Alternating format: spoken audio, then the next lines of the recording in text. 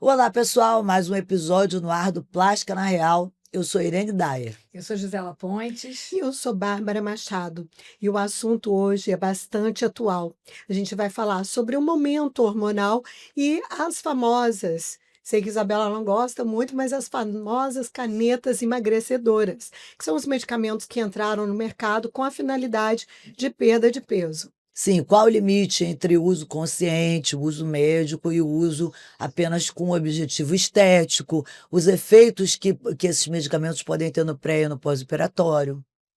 E para isso nós recebemos hoje a doutora Isabela Bussadi. Ela é especialista em essa parte de emagrecimento e endocrinologia voltada à obesidade e na parte hormonal.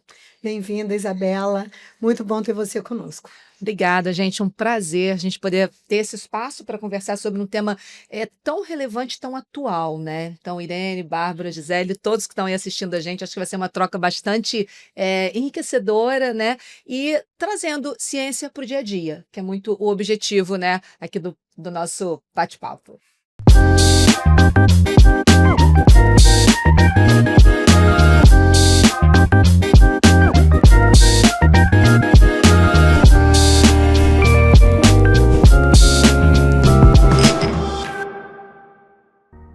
Esse vídeo tem o apoio da Silimed, a maior fabricante de implantes de silicone da América Latina e líder em vendas no mercado brasileiro. E o fato, você coloca a ciência, e desculpa ter falado caneta emagrecedora, pessoal, mas é porque popularmente é como conhecido. E o que é bastante interessante é trazer você exatamente para trazer o lado da ciência, né, Irene? Isso, e a gente tem notado um crescimento impressionante na utilização desse tipo de medicação. O que você acha que explica esse boom? É avanço científico, a facilidade de acesso, divulgação de mídia? Eu acho que tem vários elementos, sabe, Irene? Primeiro que, sem dúvida, a prevalência da obesidade aumentou globalmente. A gente vive números epidêmicos, pandêmicos, na verdade, né? São múltiplos países acometidos. No Brasil, hoje em dia, eu tenho 60% da população com sobrepeso ou obesidade. Então, isso por si só já é um número bastante expressivo. Somado a isso, eu tenho também a mudança do ponto de vista de tecnologia da informação. Então, as pessoas estão muito conectadas, o processo de troca de informação é muito rápido, através das redes sociais, né, através de algoritmos, inteligência artificial, inclusive. Então, eu somo o desejo pela perda de peso com a conversa em torno do assunto, né? Aí, por isso, a questão do termo, né, caneta emagrecedora, por que que eu acho que a gente tem que ter cuidado na colocação dessa forma? Porque senão eu banalizo algo que tem um lastro científico muito importante, né? Porque a obesidade a gente entende que é uma doença e que tem que ser tratada com medicamento. E que nesse processo tem que existir um médico. Então, usando o diminutivo, eu posso fazer parecer que pode ser algo ali de automedicação, o que de fato não é. E a gente tem muito que separar tratamento da obesidade, do sobrepeso, com desejo social pela magreza, que é um ponto muito sério que a gente tem visto. E muitas vezes é nesse momento aí que entra a automedicação e que entram problemas sérios, né, do ponto de vista, né, epidemiológico, né, do nosso dia a dia. Então, é entender que é uma maravilha, um avanço, a gente ter disponíveis os análogos do GLP-1 e do GIP, né, que são as substâncias extremamente eficazes e seguras. Isso ajudou muito, mudou a história natural da obesidade, vai mudar cada vez mais, mas tem que ser um uso dentro de um olhar médico. Dentro desse desejo social pela magreza, né, que você colocou de uma forma perfeita, existem várias canetas, não adianta que tem que falar, mas canetas A gente emagrecedoras.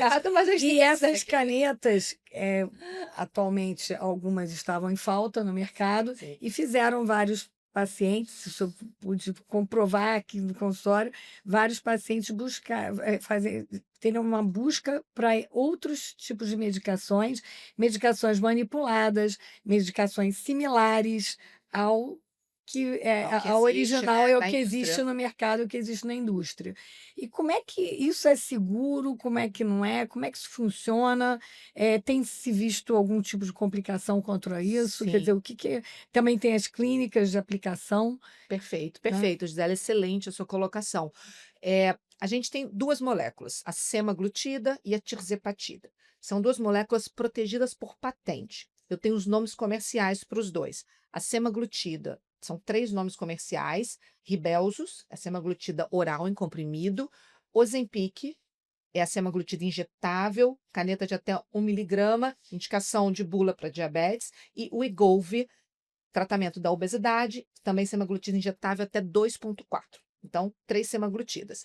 E tem a tirzepatida, que é o Mounjaro, injetável em canetas de doses fixas aqui no Brasil.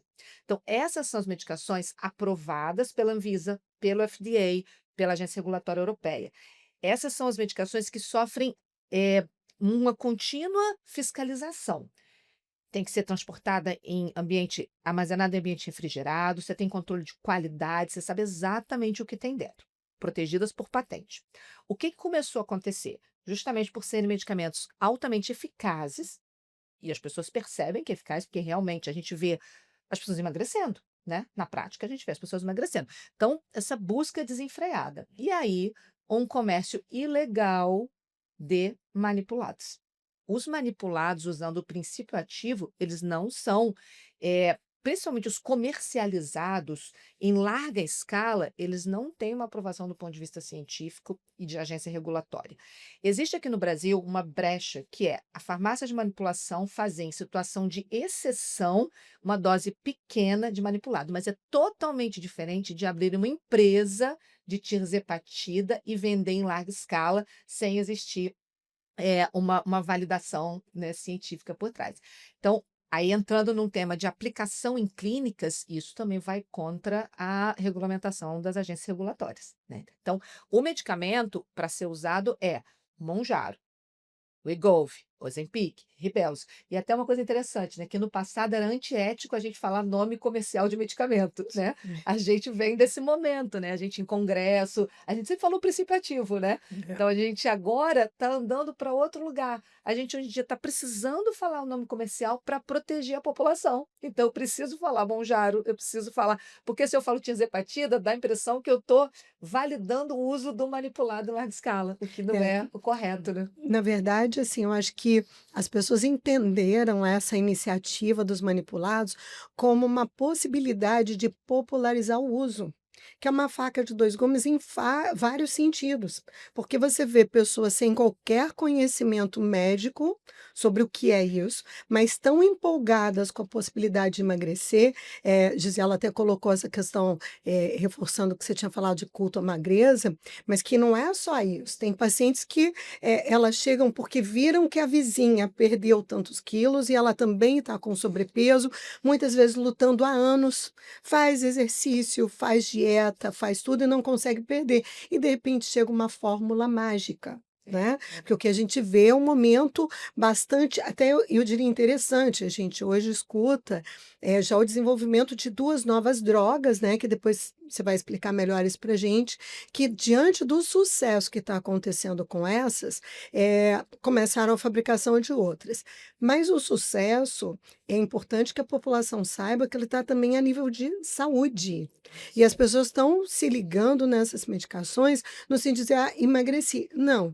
Queria que você explicasse um pouquinho para a gente o que são, de fato, essas medicações que foram desenvolvidas inicialmente para o diabetes, como efeito colateral benéfico, né? Aconteceu o emagrecimento e que ela veio, né, do ponto de vista cardiológico, endocrinológico, que ela veio melhorar de qualidade de vida, porque eu acho que está se perdendo muito isso. Você vê que chegou no período da pandemia, faltou caneta para o diabético. Isso, Né? perfeito. Faltou caneta para o diabético, o paciente não tinha como comprar a injeção dele. Nos Estados Unidos foi muito claro, aqui no Brasil talvez um pouco menos, mas não tinha medicação para ser usada porque as pessoas estavam comprando para emagrecer. Então eu queria que você conversasse o que é o mecanismo de ação, o que são essas medicações de fato. Perfeito. Sem dúvida, é um divisor de águas no tratamento do diabetes e da obesidade. Os análogos do GLP-1 e agora mais recentemente do GIP, né? Eles têm uma ação, primeiro, olhando para o nosso tubo digestivo, quando a gente se alimenta, quando o alimento chega em áreas específicas do tubo digestivo, a gente tem células K, célula L no intestino, que liberam GIP, GLP-1. Essas moléculas vão para o sangue e no sangue vão estimular o pâncreas a secretar insulina, reduz a secreção de glucagon e vai também no cérebro e sinaliza a saciedade. Tem outros efeitos até mais recentes descritos, que o GIP se liga no adipócito, a célula de gordura, e quebra a gordura, promove lipólise, né, que é a quebra de gordura. Então, eu tenho um mecanismo fisiológico presente, né, no meu corpo. Eu, quando me alimento, eu produzo essas substâncias. O que foi feito pela ciência? A gente copiou esse hormônio que a gente produz e disponibilizou eles. E por isso, inclusive, são canetas, porque são peptídeos, são proteínas que a gente produz, né? Que tem que ser injetadas dessa forma, não poderiam ser via oral, senão elas seriam degradadas. Então, eu tenho um hormônio que está modulando a secreção de insulina e glucagon, e com isso mexendo na glicemia. Por isso que a indicação primária é o tratamento do diabetes. E tenho também a modulação no sistema de fome, de saciedade. Com isso, eu vou gerar perda de peso, vou gerar controle do diabetes. E aí agora, mais recentemente, a gente tem dados, são dados assim extraordinários, mostrando que além de controlar o peso, além de controlar o diabetes, eu reduzo esteatohepatite, que é gordura hepática, melhora a função renal, foi um estudo chamado Estudo FLOW, feito com a semaglutida, e mais do que isso, eu aumento a minha proteção cardiovascular, reduzo em 20% o desfecho cardiovascular, que é mortalidade por infarto, AVC e todas as causas cardiovasculares. E agora, no mês que vem, em dezembro, vai ser aberto mais um estudo mostrando a ação da semaglutida no cérebro, vendo se existe uma proteção do ponto de vista de doença neurodegenerativa, declínio cognitivo e Alzheimer. Então, olha do que a gente está falando, de uma medicação que foi um divisor de águas, não é um remédio para ficar um pouquinho mais magro, não é só isso. A gente está Hum. modulando todo o nosso sistema endócrino vascular e protegendo os órgãos, né? Então, esse olhar que a gente precisa ter, é isso que as pessoas precisam entender, é a força e a importância desse tipo de medicamento. E, óbvio, a importância de ter um médico por trás vendo todos os pontos, porque os efeitos colaterais existem, né? Como tudo, eu falo até, gente, até a água tem efeito colateral. Se você tomar 20 litros de água no dia, você vai ter uma hiponatremia, o sódio vai cair no sangue, né? Enfim, vai convulsionar. Então, a água pode gerar convulsão. Veja bem, um medicamento, então, né? E aí, o que seriam os efeitos adversos? Efeitos adversos muito relacionados a toda essa fisiologia, né? Eu tenho uma lentificação de esvaziamento gástrico, então tem pessoas que podem ter refluxo, tem pessoas que podem ter constipação. Quem tem já uma doença pré-existente intestinal, por exemplo, a doença diverticular, associada à constipação, ela pode aumentar a probabilidade de uma diverticulite, né? Eu posso ter doença hemorroidária exacerbada, eu posso ter tosse crônica em alguns pacientes, doença do refluxo. Então, existe um relato que é raro, né? Mas também tem que ser sempre tem que existir atenção, que é tanto a doença litiásica, né? Cálculos biliares, que acontece com o emagrecimento, como também a pancreatite. Né? É uma medicação para ser conduzida por um médico, né? Mas são efeitos adversos que estão muito dentro do que a gente espera, do que a gente está habituado, né? A gente tem ali, está muito dentro do nosso dia a dia, nada que impeça, óbvio, o tratamento, né? Mas merece que o paciente seja visto com regularidade, né? Em média, cada 3, 4 meses, para a gente ter os benefícios, né? E se antecipar quanto a potenciais efeitos adversos. Por exemplo, a constipação, a gente regula com uma boa hidratação, com ingesta de fibra, a gente tem muitas alternativas para ir seguindo, né, corretamente. Para tentar compensar Isso, e esses deixando bem, efeitos. né, o paciente. Agora, quando a gente escuta você, a gente tem vontade cada um de estar se espetando, né? Porque não é só o embelezamento, mas uma Sim. questão digamos assim, de melhora de qualidade de vida como um todo. E aí, pautada nisso, quando a gente escuta isso, é como se cada uma de nós, ou cada um de nós que vai se aproximando ali de 50 anos, que vai tendo uma tendência, a glicose está se alterando, né, a ter um sobrepeso, independente às vezes de atividade física, então é como se cada um de nós se beneficiasse. Tem alguma contraindicação absoluta, alguma situação que você diria assim, essa pessoa não pode, em hipótese nenhuma, nem pensar? Contraindicação absoluta, por exemplo, para o Monjaro, em bula, episódio prévio de pancreatite. É algo que as pessoas não sabem. Pessoas que tiveram pancreatite que ficam se automedicando, né? Então, eu tenho poucas contraindicações absolutas, de fato, né? Mas o que eu preciso entender é que é um medicamento que tem que ser monitorado. Isso, para mim, é o tema principal. E eu gostei muito que você trouxe o exemplo, né, da mulher entrando na 5ª década de vida, a perimenopausa, a menopausa, que é uma fase onde existe uma mudança, tanto de perfil lipídico, existe um aumento de LDL colesterol, uma redução do HDL colesterol, um aumento global de risco cardiovascular a partir dos 50 anos, né, com a menopausa, e existe também um maior acúmulo de gordura centrípeta, que é a gordura, né, centralizada ao redor dos órgãos, gordura visceral, que é uma gordura mais inflamatória, que é uma gordura que aumenta, né, enfim, se associa ao aumento da glicose, aumento da pressão arterial.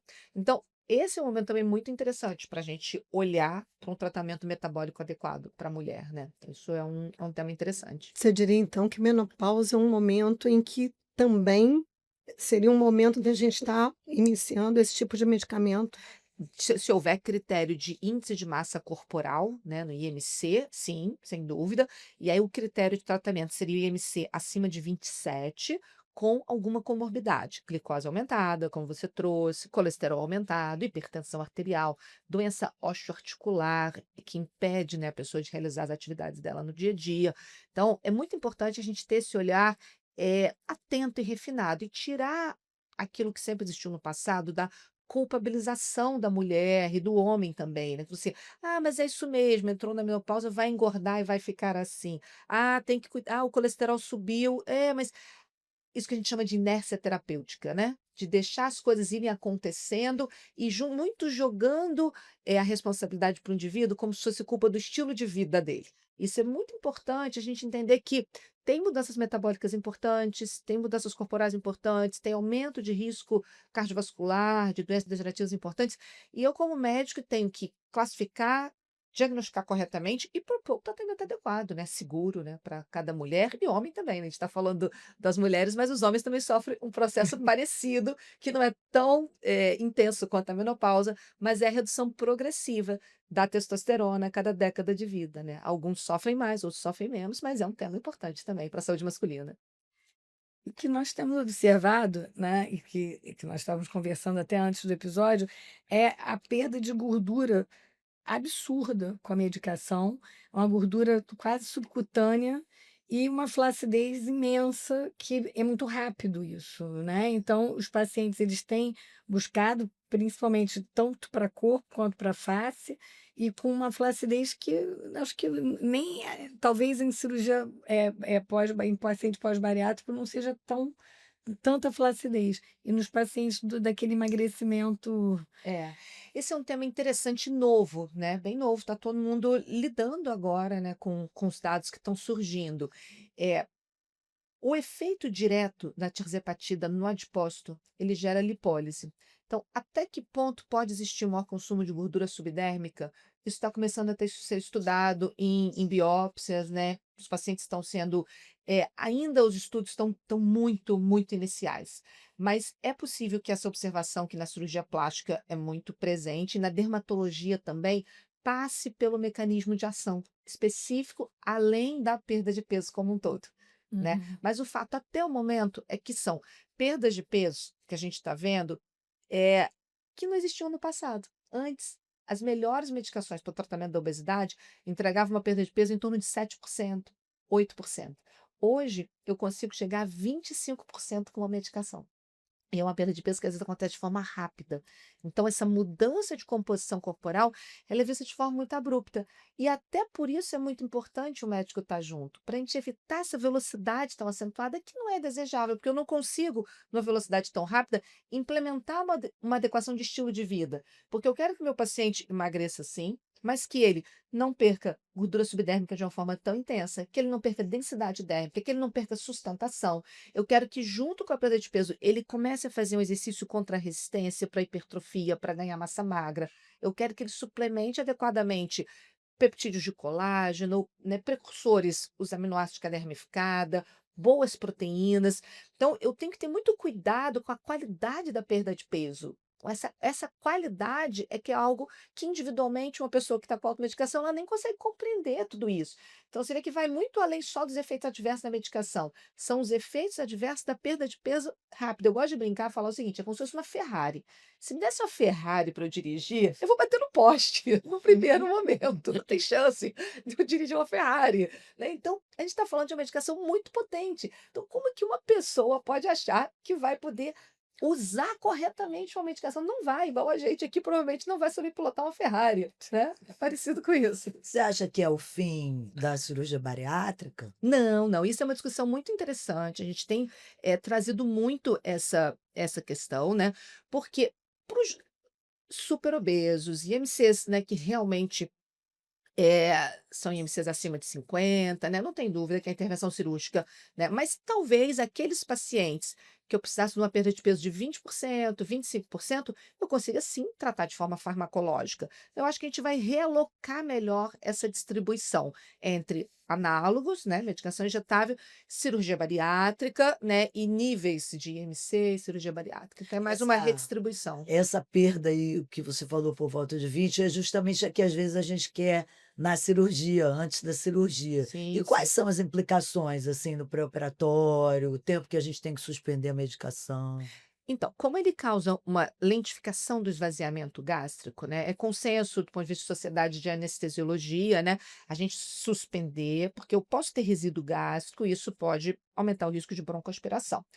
Esse número no passado eram 3 semanas antes da cirurgia e agora está sendo revisto para 2 semanas. Então, isso varia um pouquinho, né? Mas em média, entre 2 e 3 semanas, a gente tem uma tranquilidade absoluta de que você já não tem ainda, que não terá mais efeito residual, né? Nessa lentificação do esvaziamento. Uma coisa que me chama a atenção é que o paciente, ele vai usando a caneta, né, vai usando as medicações, vai perdendo peso, vai comendo cada vez menos e chega para gente, se não tem um médico por trás, com hipovitaminoses, com uma condição proteica muito ruim, perda de massa magra. Né? E aí chega muito que a gente lá fora, então se comenta muito que é o Ozempic Face, que é aquela face muito consumida, perde projeção malar, perde bola de bichar, perde aqueles elementos que conferem, inclusive, juventude à face. Então, sempre que o paciente chega lá, eu estou tomando, estou emagrecendo, eu digo, calma, você está sendo acompanhado, né?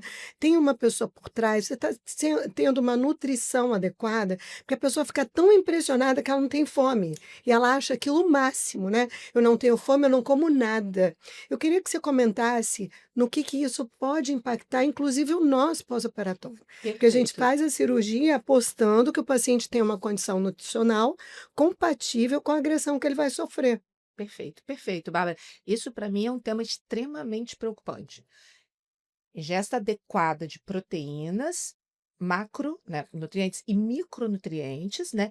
E mais do que isso, ingesta adequada de água, hidratação. Pra você tem uma ideia, agora recentemente foi incluído na bula do Mounjaro a preocupação com o risco de insuficiência renal por desidratação. Tem Sim. pessoas que diminuem a ingesta hídrica. Então, mais uma vez, eu tenho uma medicação muito potente que eu tenho que saber como eu vou conduzi-la, né? Automedicação em hipótese alguma. E a pessoa ter um efeito anorexígeno, né, muito potente, que é isso, não tem fome nenhuma, significa que ela está com uma dose acima da necessária, que ela precisa ter alguma fome. Ela precisa Uhum. ter fome nos horários fisiológicos. Então já está errado aí, a dose que ela está usando, né? Eu tenho que ter uma ingesta mínima diária que me permita ingerir o que o meu corpo precisa para cada dia. Exemplo simples: minerais essenciais, ferro, zinco. Zinco, eu tenho que todo dia consumir 10 miligramas de zinco. Se eu não tenho alimentos, eu não vou ter. Cálcio, na mulher na menopausa, eu preciso de 1.200 miligramas de cálcio. Se eu não tenho, daqui a pouco cai o cálcio, começo a tirar cálcio do osso, desmineralizo o osso. Proteínas, eu preciso de em média, 1,2 a 1,8, depende de cada mulher, gramas de proteína por quilo de peso. Se eu não comi, eu não tenho aquilo, eu vou consumir meu músculo. E por aí vai. Então, todos os dias o ser humano precisa de uma entrada mínima de micronutrientes e macronutrientes. A gordura, ela está sendo removida ali do tecido adiposo, mas também não é para ser removida numa velocidade tão grande como essa, né? E aí, falando um pouquinho do ponto de vista de pós-operatório, coisas simples, do tipo, se eu tenho uma deficiência de vitamina C, se eu não consumir meu mínimozinho ali de 60 miligramas dia, isso pode impactar na neocolagênese, que é importante para vocês, para processo cicatricial. Né? Se eu não tenho aminoácidos necessários, eu vou impactar ali em processo de regeneração celular. Mais do que isso, se eu falo de pessoas que estão próximo aos 60 anos, que acaba sendo um pouco, né, da idade das buscas por alguns procedimentos, né, faciais, né, eu tenho comprometimento de imunidade celular quando eu tenho um emagrecimento muito abrupto, tenho um risco aumentado de infecções, né, pós-cirúrgicas.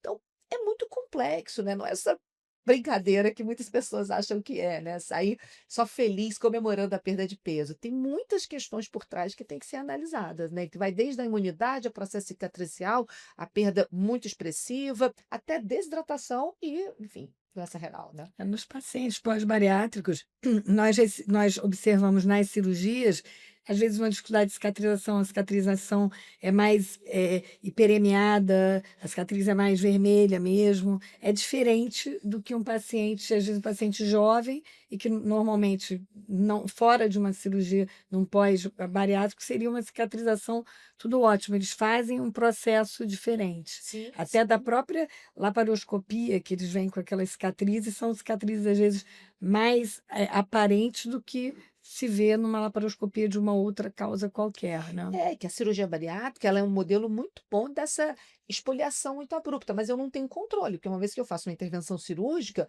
eu realmente tenho que acompanhar com muito cuidado, tanto que eu tenho o protocolo específico de reposição pós-bariátrica, né? Então você vê, se para cirurgia bariátrica eu tenho um protocolo específico de cálcio, de vitamina D, de mínimo de elementos necessários que esse paciente tem que consumir, olha o que está acontecendo. Eu tenho pacientes com uma intervenção tão potente quanto a bariátrica, consumindo nada. Então, são pessoas desnutridas mesmo, né? E é o problema que vocês estão pegando no dia a dia. E é por isso que é tão importante conversas como essa para alertar a população, né? De que o processo de emagrecimento ele é bem-vindo, sim, mas ele tem que ser acompanhado desses dados de segurança para eu não incorrer em complicações secundárias ao emagrecimento. E só complementando, desculpa, vou falar uma coisa, que eu tenho visto paciente pós-bariátrico que teve algum reganho de peso, começou a usar a medicação para poder manter o peso, e esses pacientes, é medicação para o resto da vida, tem o desmame, tem reganho, como é que funciona isso? Perfeito. Esse é um tema excelente, sabe, Gisele? E que a gente precisa. Desculpa, Gisela.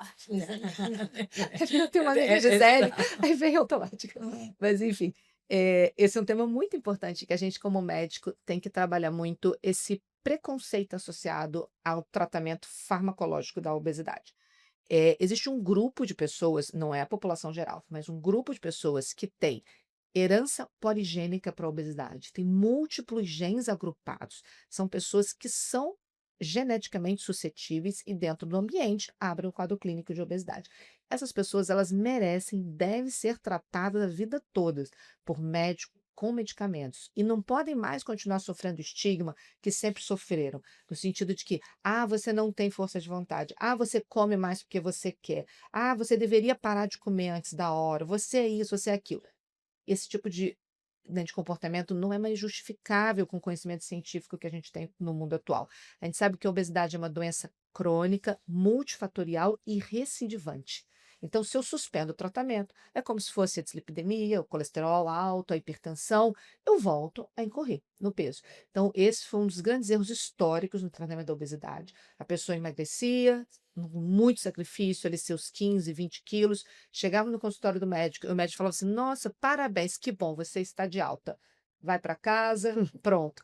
A pessoa 2, 3 meses depois já começava a ganhar peso, e aí para piorar a situação, ela começava a ouvir, que absurdo, você foi lá no médico, você tomou remédio, você está vendo, você não tem força de vontade, né? Então, 2 problemas físicos, porque a pessoa, né, ganhava peso, começava a ter as questões clínicas, e emocional, porque isso mina a saúde mental de qualquer pessoa, né? Então, ela ficava absolutamente desprotegida, com certeza ela ganharia peso, todos os modelos de tratamento, seja por alimentação, seja por remédio, seja por cirurgia bariátrica, se eu não mantenho ali o tratamento depois, na adaptação fisiológica, a manutenção, a pessoa vai ter reganho e ela vai sofrer imensamente com esse reganho.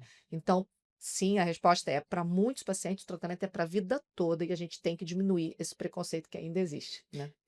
As pessoas às vezes pensam que eu cheguei no peso ideal e ali vem a questão da zona de conforto para com o exercício físico, para com toda a atividade que fazia antes, né?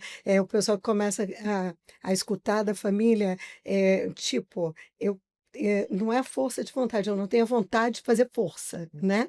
E aí a pessoa se acomoda naquela área ali. Me engordei, vou ficar por aqui mesmo. Bom, tem uma questão que é a adinamia. né? Que a gente, junto dessa coisa da caneta, da medicação, e aí eu queria que você comentasse com relação ao Ribelsus oral, que existe uma certa controvérsia com relação à ação dele, se age ou não. Né? E essa questão dessas medicações e a dinamia, porque muitos alegam assim, ah, mas eu estou tão cansado que aí eu não vou para o exercício, não ganha massa magra, né? Sim. Apesar da ingesta. Como é que funciona isso? Esse é um dado clínico que a gente observa em algumas pessoas, como se fosse uma redução global da energia, né? Uhum. Isso dificulta um pouco enfim, a você começar ali uma atividade física. Não se sabe se tem correlação com a medicação ou se está ligado ao próprio processo de perda de peso, né? Porque quando a gente perde peso, entra menos energia. Se está entrando menos energia, eu vou ali naturalmente compensar de alguma forma. Às vezes é desidratação. É muito comum a gente ver o paciente com uma ingesta hídrica inadequada e quando ele começa a hidratar melhor, quando ele começa a se alimentar melhor. Às vezes pequenas suplementações de adrenérgicos com doses baixas de cafeína alimentar mesmo, o próprio café, isso ajuda na prática, né? Então, mais uma vez, são temas comuns, né, ligados ao tratamento da obesidade e que a gente tem que ir corrigindo, né? Porque o que eu quero é exatamente isso. Eu quero usar o momento do tratamento médico para implementar estilo de vida adequado.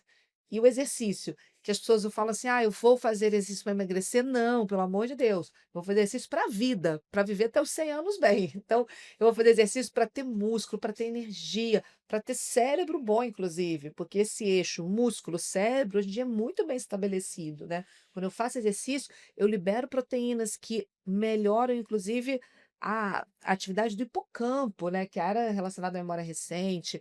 Então, o exercício ele tem que ser a base da vida de todo mundo, não é para emagrecer. E eu, óbvio, tenho que dar condição para a pessoa, né? Conseguir implementar uma boa prática de exercício no dia a dia. E aí é interessante também, do ponto de vista prático, falar o seguinte: todo mundo pergunta, mas qual é o melhor exercício? Tem que ser exercício de musculação? Tem que ser.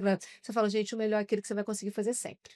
Que você assuma ele para sua rotina de forma inegociável, que esse é um conceito muito importante. Tem um horário inegociável para sua prática de atividade física. Então, assim, se eu amo andar num lugar livre, na natureza, pronto. Ah, mas não faz tanta força. Está fazendo todo dia, está bem. As populações centenárias, elas não vão para academia necessariamente, mas elas se mexem todo dia, seja atividade programada, seja atividade não programada. Então, vai subir escada, vai no supermercado andando, volta carregando as coisas e vamos se mexer. Bom, você disse que ia conversar alguma coisa com a gente também dessa questão hormonal, das mudanças hormonais, né, ao longo da vida. Fala para a gente assim, qual é hoje o maior desafio, na sua opinião, com relação a essa questão hormonal? Bom, eu acho que um tema importante é homens e mulheres estão vivendo mais. Então, para mim, esse é o maior desafio. Antes, se eu pensar, década de 40, tinha uma expectativa de vida ali que não chegava a 50 anos. Então, eu não vivia a menopausa, eu não vivia, eh, pelo menos um percentual pequeno da população, né, se mantinha ali após a menopausa. Os homens também não tinham declínio de testosterona. Então, hoje a gente está aí com uma estatística de expectativa de vida no Brasil superior a 80 anos. Eu tenho aí pelo menos 30 anos depois do fenômeno da menopausa. Então, a grande mudança que está existindo nós estamos vivendo mais, graças a Deus, que bom. Como é que a gente vai cuidar desse tempo a mais que a gente tem de vida, né? E aí, falando um pouquinho da longevidade, sem dúvida isso já é uma conquista por conta de todos os avanços, né? Então, o lifespan, né? Esse aumento da expectativa de vida é uma realidade. Agora, o que que eu quero nesse momento? Eu quero trabalhar o conceito do health span. Eu quero aumentar a minha saúde. Eu quero levar minha saúde até o final da vida. E como é que eu vou levar minha saúde até o final da vida? Se eu olhar muito para estilo de vida, que é o que a gente está falando aqui. Peso adequado, atividade física, sono, alimentação adequada, manejo de estresse, conexões interpessoais. Então, isso para mim é a base da história. Eu quero ver bastante tempo, eu quero levar minha saúde até o máximo possível, não quero adoecer no meio do caminho, né? Vou construir um bom estilo de vida e vou olhar para minha saúde hormonal. O homem e a mulher, cada um dentro do seu contexto. E o tratamento da menopausa se encaixa aí. A menopausa é sim um fenômeno fisiológico, né? A gente aprendeu isso na faculdade, os alunos continuam aprendendo isso hoje. Menopausa é um fenômeno fisiológico, é o encerramento dos ciclos reprodutivos. Eu detesto essa fala, porque eu acho o seguinte: porque te coloca num lugar, fala assim, meu Deus, mas eu tô sofrendo, mas então é normal sofrer, já que é fisiológico, vou continuar sofrendo. É um encerramento reprodutivo. Não, então eu não quero ter mais filho, então tá tudo bem. Então parece que tá tudo bem. E não é assim, né? Então, para mim, também é mais uma fala que carrega muito estigma. Você sabe que a gente está falando da obesidade, que carrega muito estigma, e o tratamento da menopausa carrega muito estigma também, né? É, é fisiológico? É, mas é brutal para muitas mulheres. Então, muitas mulheres sofrem muito, porque a redução do estradiol, ela vai acelerar alguns processos de envelhecimento. Então, tem que olhar individualmente para cada mulher e propor a terapia hormonal dentro, óbvio, da segurança. Não é todo mundo sair usando hormônio a qualquer preço, não é isso. Mas sim, eu tenho que olhar para a saúde óssea, eu tenho que olhar para a saúde cardiovascular, eu tenho que olhar para a saúde cerebral dessa mulher, para os sintomas de humor que no passado não eram falados e são os mais importantes. 67% das mulheres na perimenopausa, o principal sintoma é de ordem de saúde cerebral, que é a insônia. É a mulher que acorda às 3 horas da manhã e não consegue voltar a dormir. E ela fica 1 hora acordada, aí quando dá 4 horas ela dá uma cochiladinha, quando dá 5, meia, 6 horas o despertador tocou, ela tem um dia inteiro de trabalho pela frente. Ela vai estar minando a saúde cerebral dela, né? Ela, óbvio que ela está numa faixa de risco maior para transtorno de ansiedade, transtorno de depressão e no futuro de demência. A gente tem uma associação muito importante de insônia com risco de demência e começando nessa fase da perimenopausa. Então, tudo é muito importante. Então, o meu olhar para a reposição hormonal é que a gente tem que rastrear de forma muito, muito individualizada e com muito conhecimento e muita sensibilidade para ouvir o que está sendo modificado na vida dessa mulher e como que com segurança eu vou poder ajudar, né? E o homem também vai sofrer. Eu fico com um pouco de pena deles, porque a gente fala tanto das mulheres, né? Eles e no consultório eu ouço isso. Doutora, você só cuida das mulheres, e os meus hormônios estão tudo bem? Eu falo, calma, vamos ver, a gente vai cuida do homem e de mulher. Porque alguns homens, eles têm não é igual à mulher. A mulher, 100%. Todas vão parar de produzir estrogênio por causa da falência ovariana. O homem é um processo que vai lento e progressivo. Eu gosto de falar mais ou menos aí uma queda de 10% a cada década de vida. Mas eu posso ter homens aos 50 anos com uma testosterona abaixo do ponto de corte das principais sociedades, né? Seria em torno de para baixo de 350, homens com hipogonadismo. Esses homens têm que ser tratados, porque eles vão ter mais cansaço, mais fadiga mental, eles vão ter dificuldades ligadas à esfera sexual, eles vão ganhar peso, gordura visceral, vão aumentar o risco cardiovascular deles. Então, eu tenho que olhar para as reposições hormonais de forma individualizada e pensando que eu tenho que ter um corpo longevo, saudável, por muito tempo. Falando nos homens, né, é o que eu tenho visto também. O emagrecimento, eles têm perdido uma gordura que era difícil antigamente perder, que era a gordura visceral. Então, tem um aumento da procura para tratar o abdômen, porque fica com uma diástase, quer dizer, o músculo continua afastado. Tem flacidez, mas o homem não fica com tanta flacidez abdominal quanto da mulher.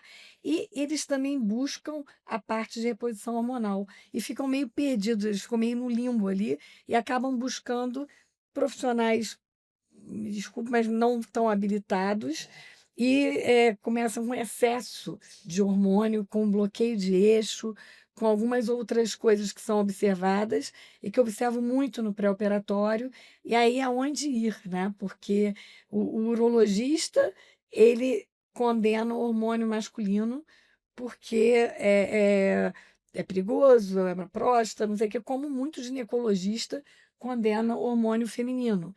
Então, é perigoso e tudo. Então, para onde se vai, tanto homem como mulher? Quer dizer, como é que a gente orienta esses pacientes?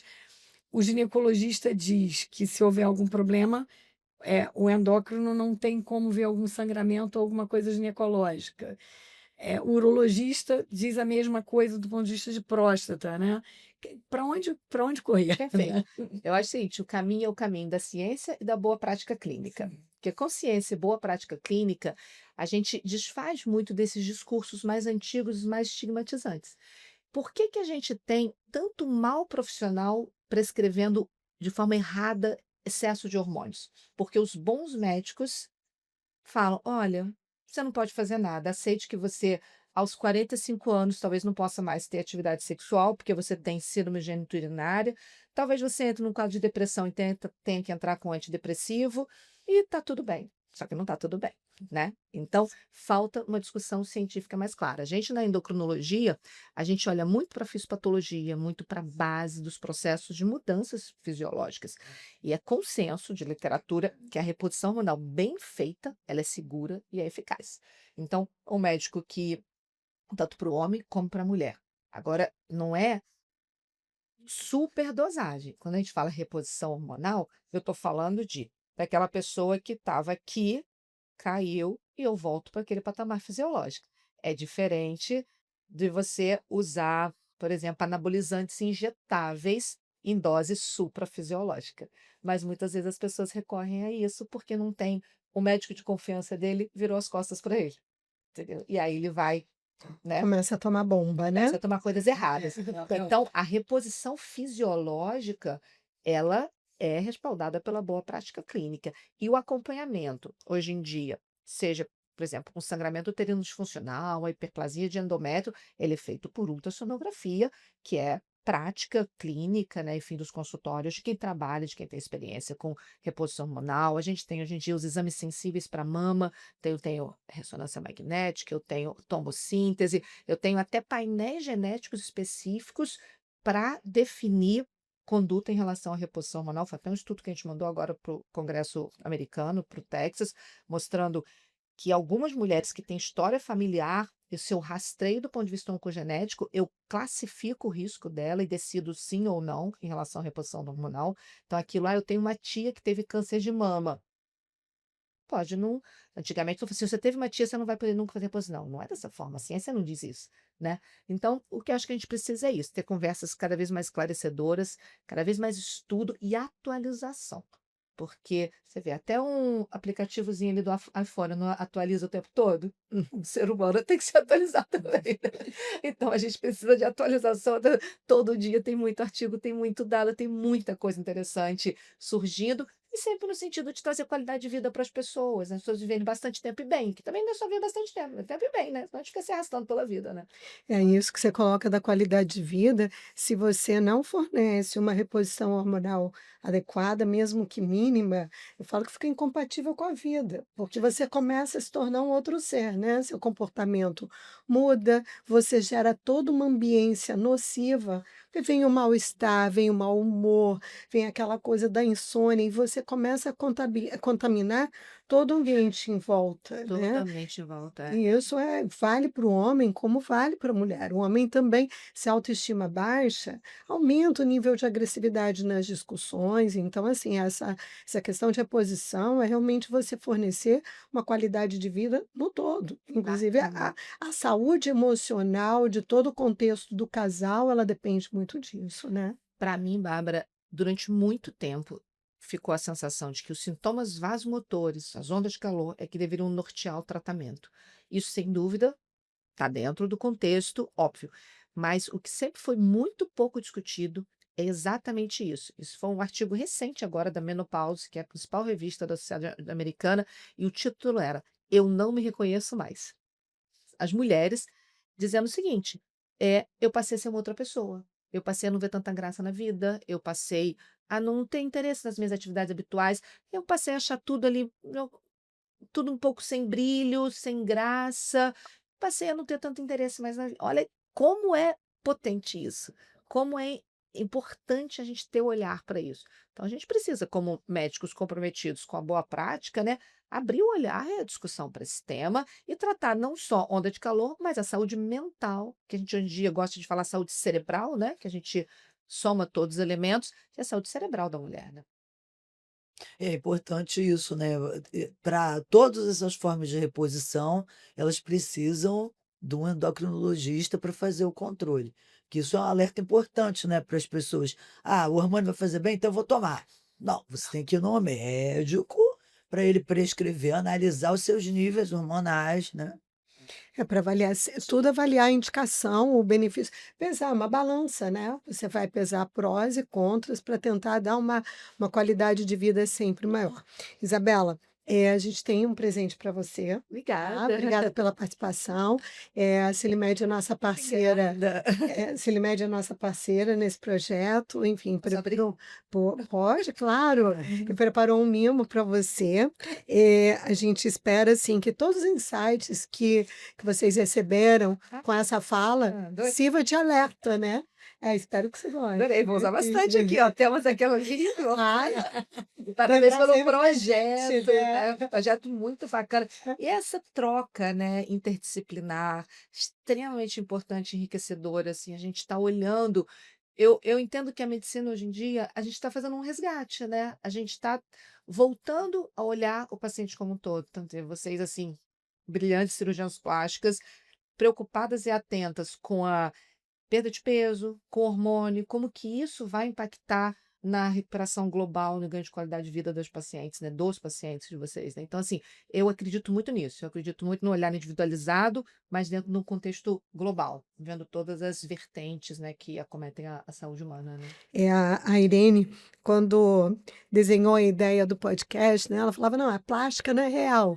E hoje eu acho que assim, a medicina não é real, né? Maravilhoso. Que a gente está trazendo, acho que outros tópicos, porque é exatamente por entender que a gente não é um abdômen a ser operado, não é uma mama que caiu, não é o rosto que cedeu, não é um Ozempic face. A gente é um todo. Então não adianta a gente ir com a técnica mais bonita de lifting para tentar resolver o problema da paciente, se ela vai persistir no uso de uma medicação não, né, de forma não controlada e que vai prejudicar, o resultado não vai durar.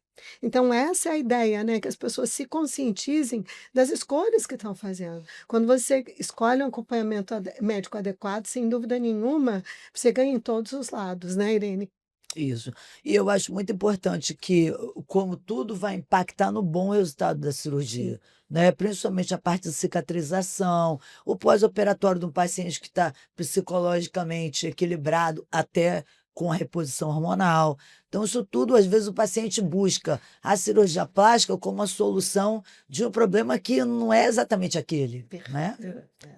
Bom, Gisela, quer tecer suas considerações finais? Eu queria agradecer, realmente incrível, né? E muito obrigada de ter vindo aqui conosco. Foi um sacrifício para a Isabela estar aqui, né, Ah, hoje, uma maratona. Nosso agradecimento pela sua presença, que, assim, com certeza estava mais do que esperada, desde o ano passado, Verdade, né? gente, foi um prazer estar com vocês, realmente, sim, profissionais admiráveis e realmente essa troca é genuína, assim, o meu prazer de estar conversando entre especialidades e com pessoas interessadas em viver cada vez melhor e ter mais conhecimento, porque eu acho que a grande revolução que a gente está vivendo é essa, as pessoas poderem ter conhecimento e através da internet, né? Você vê, a gente está aqui conversando, a gente tem várias pessoas ouvindo a gente e espero que essa sementinha seja plantada aí, né, no coração de cada um que está vendo, buscando uma saúde com qualidade e segurança, né? Bom, e para você que nos acompanhou até aqui, não deixe de acompanhar o Plástica na Real e siga a gente no YouTube, Spotify e Instagram.